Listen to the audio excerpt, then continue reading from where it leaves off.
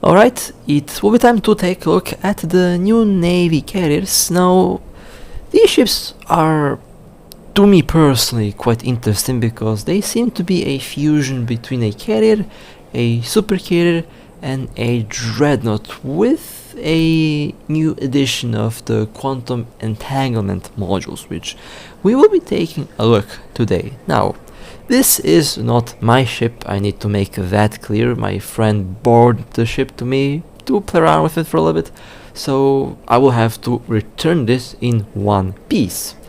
And if you plan to go and attempt to catch the ship, I would tell you right away, just forget about it. By the time I end recording this, this ship will be at the end of the galaxy, so yeah, it's not going to be in the same place. Anyway, let's take a look at the stats. Now, it has a roll bonus on extenders, armor plates, the capital damage control plus 10 seconds, and it can fit on command bursts, light fighter siege modification systems, and obviously the quantum entanglement generators that we will be taking a look today. It does get some fighter bonus, and the most interesting part for me is the second skill here: shield resistance, shield volume, and shield boost mouth. Now, these carriers have the potential, and they definitely are quite tanky. Now, one thing that kind of surprised me, I expected these ships to have Navy resistance profiles like the Navy frigates, the Navy battleships, and some other special ships that have a natural resistance, higher resistance on shield and armor. It seems like the overall resistance profile on the Navy carriers seems to be in line with the other carriers and other capital ships. But nonetheless, they still do get some good skill resistance, 20% if you have it on level 5. So, now one more thing. Primarily me, I don't fly carriers. My skills for carriers are not the best, obviously, based on the DPS amount here, so but I'll say this right away, these things can have some good DPS, especially with the implants. If you have nanocores, if you have specialized build for these things, they can deliver some pretty good DPS. Now, nullify quantum entanglement generator. Things are getting interesting with the special modules. I have two of them on this ship, which I have no idea how they work, and honestly, since this ship is not my ship, I will not be using them because I don't know the consequences of using them. I'll have to wait for the test server to actually see what happens if you click on the module. But activation effect self: warp jammer strength plus 10, flight velocity minus 60%, fighter shield resistance plus 50%. Activation effect target flight velocity minus 60%, warp jammer strength plus 10. So basically a kind of a web combined with a scrambler, which is interesting. The price is yikes. Let's not look at that anymore. Cost as much as a carrier or a dreadnought. Love it. Destiny quantum entanglement generator. Activation effect: it gives stabs minus 5, flight velocity plus 30, fighter shield resistance plus 50, and activation target effect to target plus 30% flight velocity and minus 5 warp jammer strength. Okay, well, that's interesting, and of course obviously the price on this is going to be as much as a carrier and a dreadnought. Okay, as expected. I'm not surprised by that. There is a I did not see that first time I flew this ship. A Predator Scrambler and a Grappler, which also costs a lot, as well as the Scrambler costing a lot. Networking sensor: this is the special module for carriers. Used to be built in, but that got pulled out a long time ago now, and pretty much it gives extra sensor boost as much as the name suggests. And we have some new Sentry fighters. In the last updates we did get some Sentry fighters. They seem to have interesting stats, and I will see how they work. They do, this one particularly does kinetic and explosive damage, which should be again interesting to check out how that will work in combat. They have also very interesting design. They're the new event fighters and the good old normal light fighters. The dual capital shield booster, we just get some interesting boost. Now it doesn't have the same boost amount as a Dreadnought would have, because Dreadnoughts do get a siege mode, which does help with repairing quite a bit. Navy capital damage control with some very interesting resistances. Now I don't know if this is a one-time use module or not. I know it costs a lot, so I'm not gonna click on it. Usually I would click on it, but since this is not my ship, not my modules, I don't know if this is a one-time use. It costs a lot, so I would just assume it's a one-time use. If it's not, then that's nice, but I'm just gonna assume that if I click on it, that it's going to be broken. And some nice B-type adaptives, which should give some very good overall resistances on the shield. Now at this moment, let me quickly check out the nanocores. If you have one of these for nanocores, they're compatible with this ship, so you can use them. I don't have a nanocore for a carrier, obviously, because I don't fly carriers that much.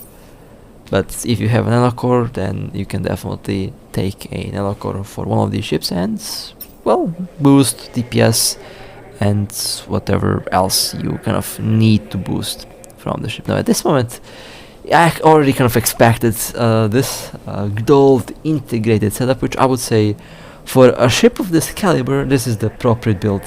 And this is pretty much built the way I would build the ship. Good old Chonky build. It's a navy. Navy ships tend to have some very good tank, and this thing does have some pretty nasty resistances on the shield. I like the way those rigs are equipped, and this is pretty much how I would do the build for a navy carrier.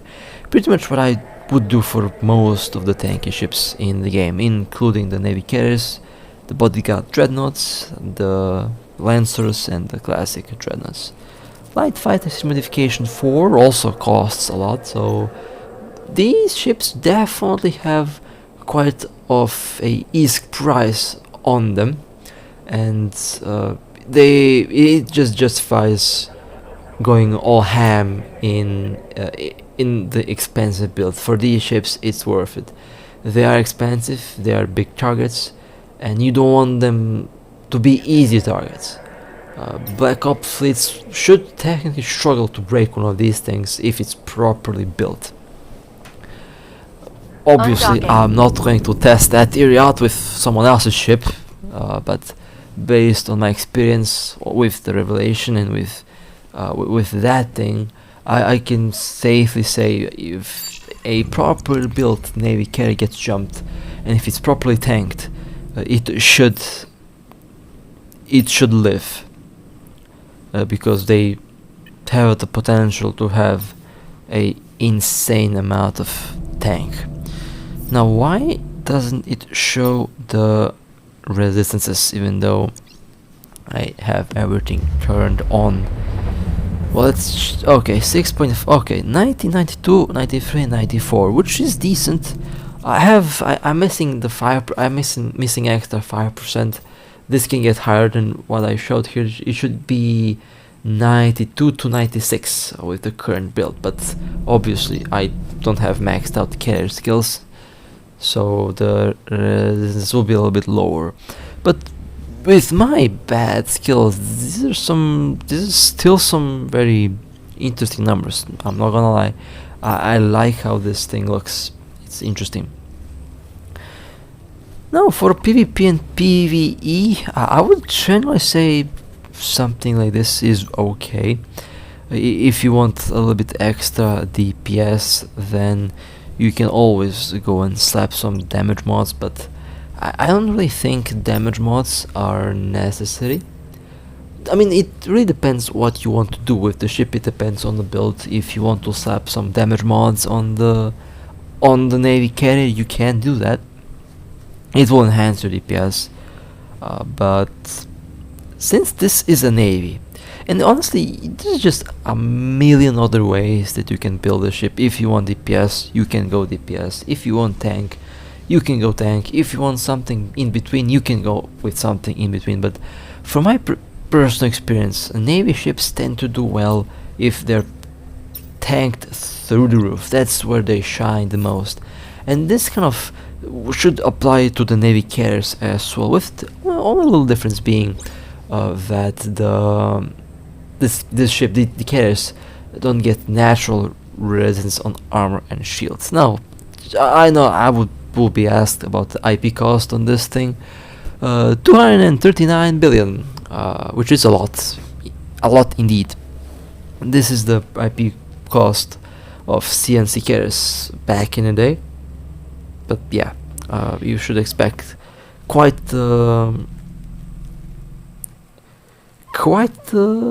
easy price on these things. They're new ships, and as we all know, when a new ship is released, the overall cost, the IP price, the market price, everything regarding the new ship is a little bit too expensive, to say the least. But in any case, I mean, maybe it's appropriate price. I have no idea what the manufacturing cost for this thing is, but it's a new ship, so you should just expect it to be expensive.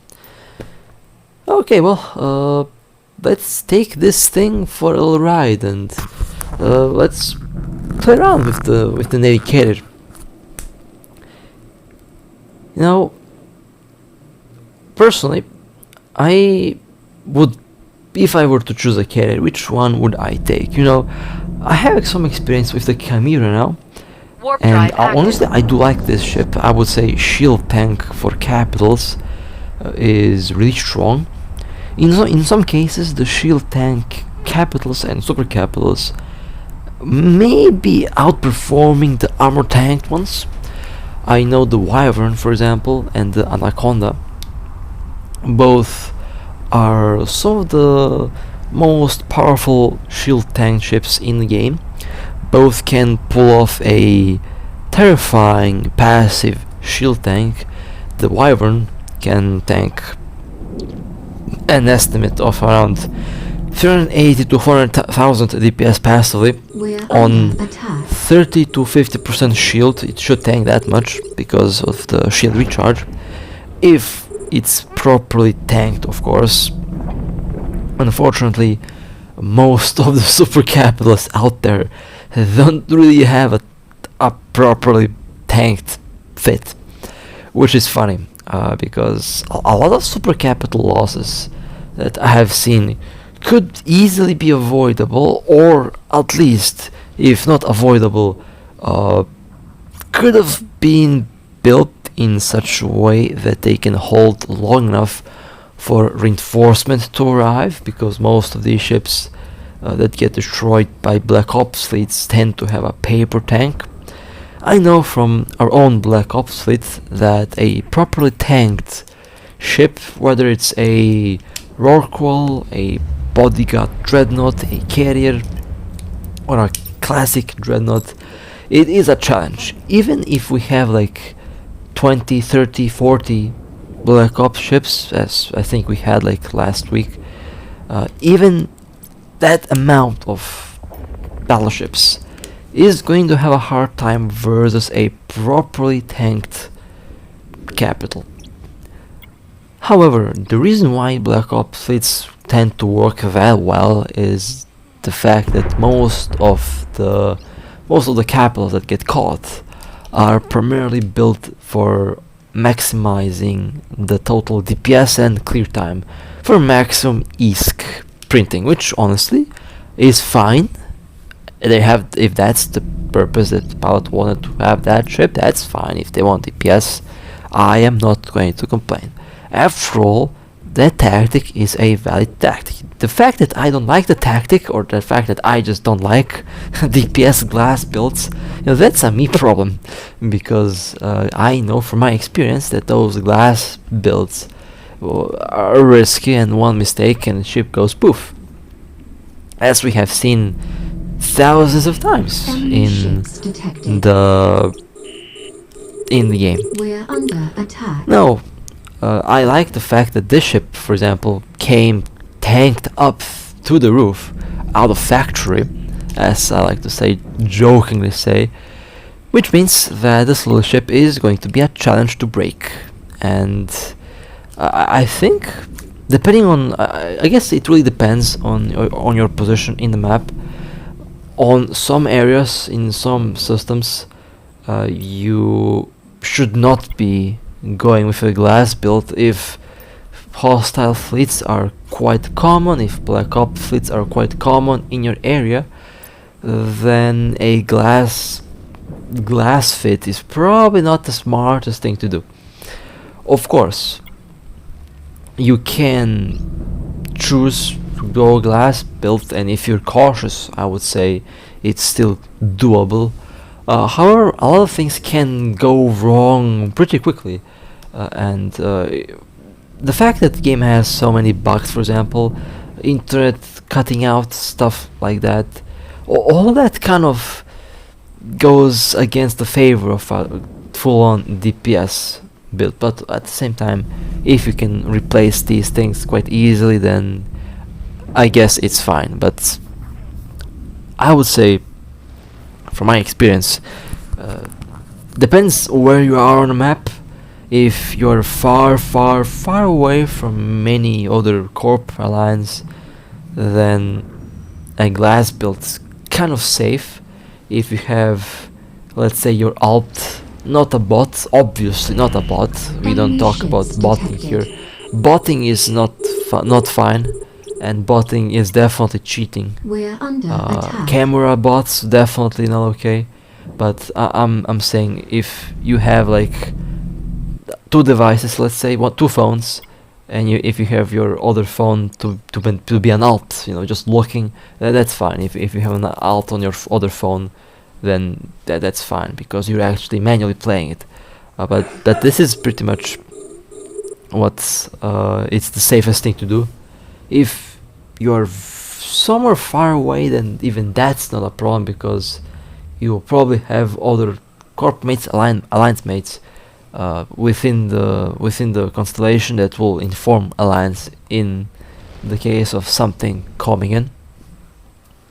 But in my case, here in our position, I would say I would not be using a full-on DPS ship for our position, because it's just not safe. Especially, I would say our system, it's positioned in such a way that you are pretty much on impact for anything that's coming in. So a tanky build is definitely more favorable than a DPS. And I'm actually pretty happy that this thing is properly. This is a solidly tanked ship. I like it. I like it a lot. This is pretty much what I would do if I had one of these ships. I would definitely build it the same way. Now, hopefully the test server is going to get these ships at one point, because I want to fly the other 3 Navy carriers as well. And obviously, I want to see how much tank can I get, maximum tank I can get out of these ships. I also want to see how will they perform against other capitals and super capitals. After all, it smells like Titans to me, and I kind of expect Titans to be just launched out of the blue at one point, so I kind of want to test them out too, see how they work. I would say Titans will be the tankiest ships in the game. Well, I mean, they're super capitals, so it is just natural for them to be tanky. But I'm also very interested to see how will they pull them off in this game. I have a general idea how they might work, like just a general idea, and just a theory how they will work. But at the same time, that's just a theory, and I'm not going to talk about that too much today. But But there's a reason why we got Navy carriers. And I can't really remember now, but haven't super cables came out right after the normal Navy battleships have been launched? I forgot. I think super cables came right after Navy battleships came out, so maybe if we make the same analogy, then Titans are probably the next big thing that will happen in the game.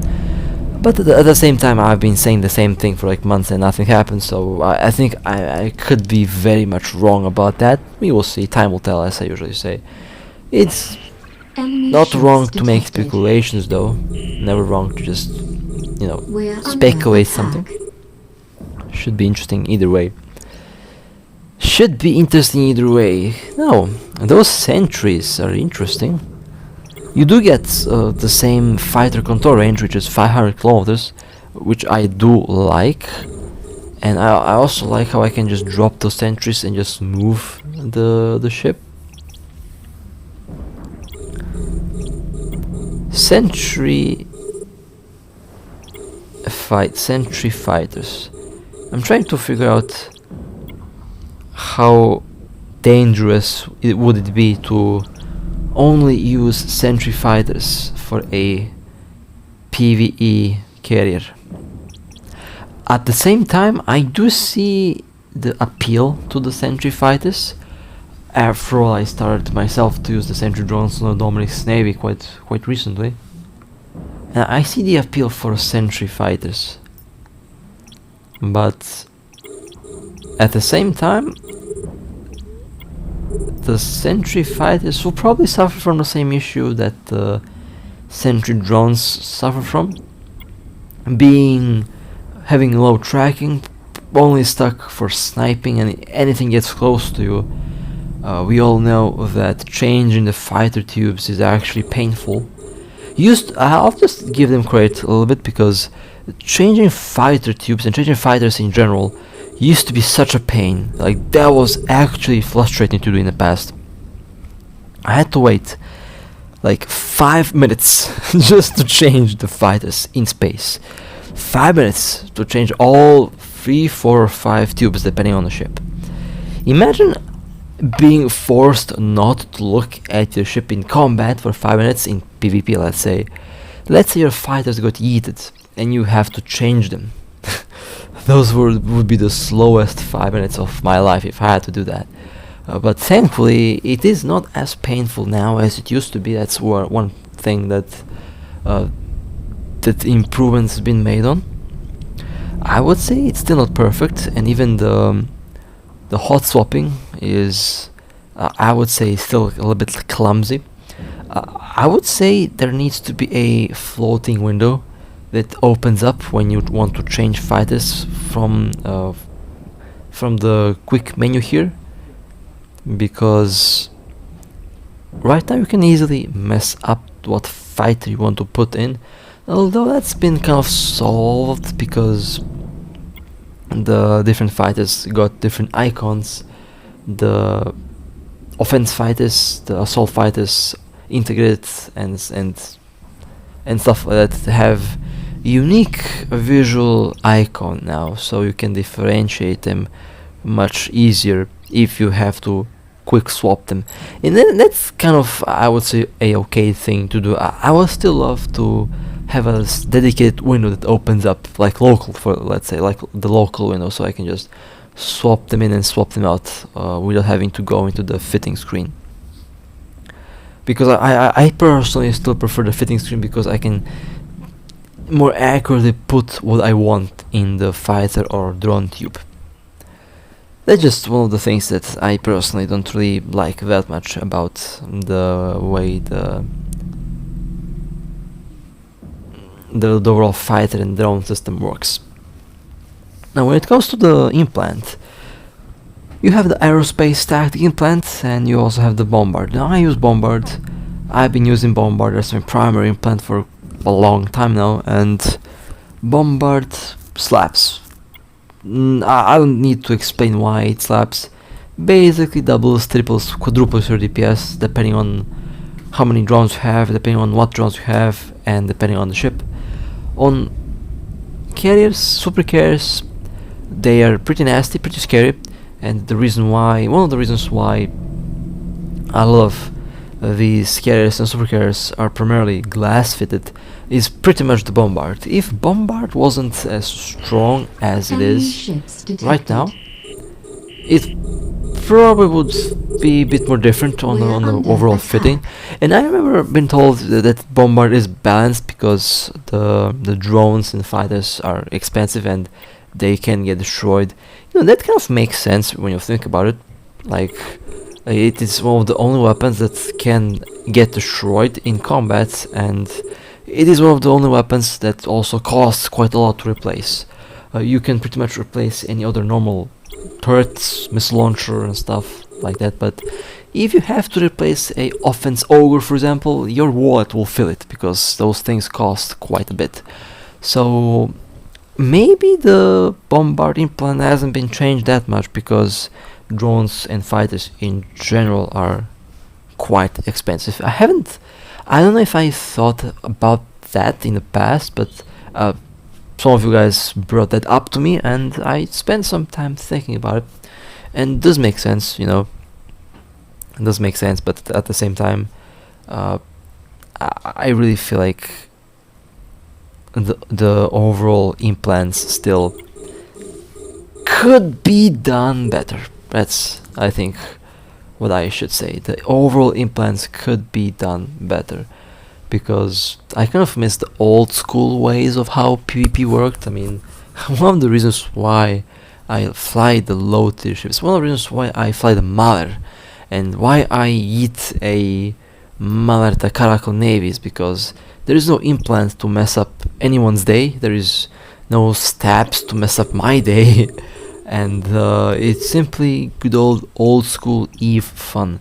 Something that more and more feels lacking when we go and fly the more expensive ships, the big ships.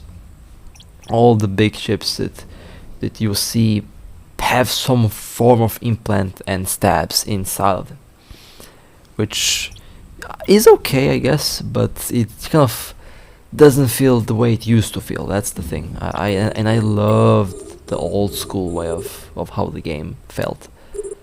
But I'm still playing here 5-6 years later, so not complaining too much myself, right? It's just once you play a game for quite a while, you just get nostalgic when you bring back how it used to be, and this game has definitely advanced from the old ways, from the old days, not ways. Some things got better, some things maybe got worse, but in general we are moving forward with the game, and we will see what will happen down the road. Well, I'm taking my time with this anomaly. I could have easily just swapped the level 30 attribute on my Bombard, and I could just go and equip a remote reload, but I decided, you know what, I'll just take my time today with this ship and just enjoy the special carrier. I mean, special carrier, I wouldn't call these ships special, even though they are kind of special, but they're not faction type ships, so they're not faction ships, they're not special edition ships, they're navy ships.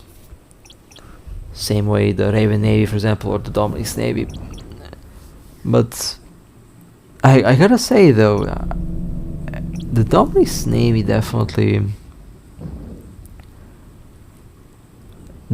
changed a lot of things how I looked at in the game. I'm glad that I got that thing. That thing is scary. The Dominic's Navy scares me. That ship scares me a lot. I do fly it, but I also try to fly the other ships a bit more. The Dominic's Navy will be undocked in certain occasions, let's say the Marzio from last video, when we suspect a bait ship, when things get a bit serious, and when I need a ship that just gets the job done, then I take the Dominic's Navy. And so far, the Dominic's Navy did not disappoint. Now, how would the Navy carriers perform? Well, I would say you should be expecting roughly the same thing. Now, I'm still kind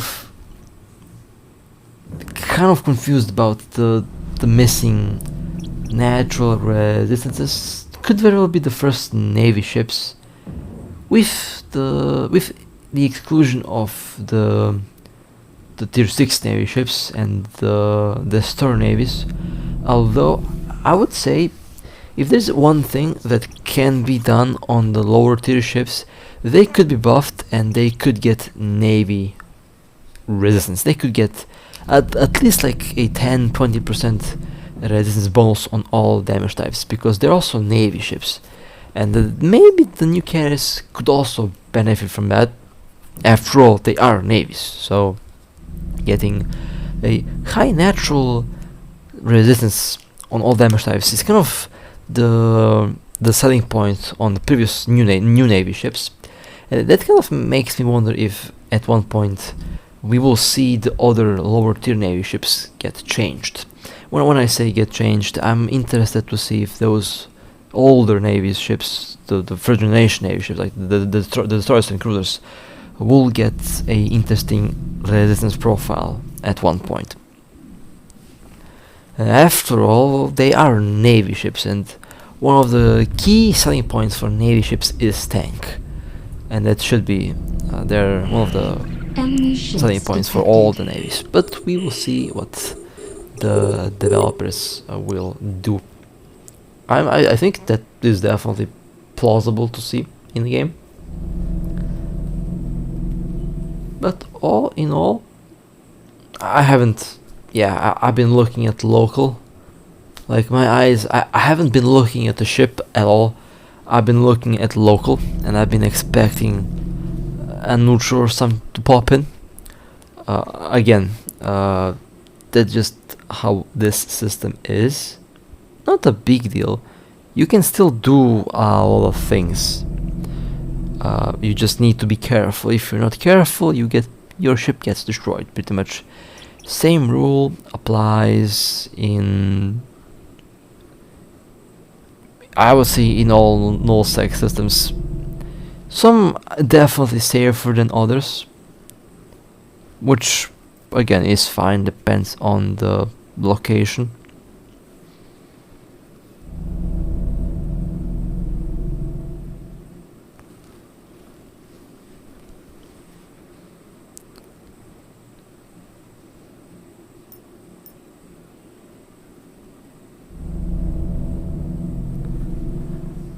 But yeah, and this is the last ship. Okay, now let me dock. Yeah, definitely. I used to enjoy flying really expensive ships. After all, I used to own a lot of expensive ships, but with time that changed. And well, with that being said, that was the Chimera Navy. This is a very good ship. This particular ship is very well made and very well fitted. I love the build on this thing, and do tell me what you think about the Navy carriers in general. And well, with that being said, stay safe. If you would like to support me, feel free to like and subscribe. And with that being said, stay safe, fly safe. As always, I'll see you next time.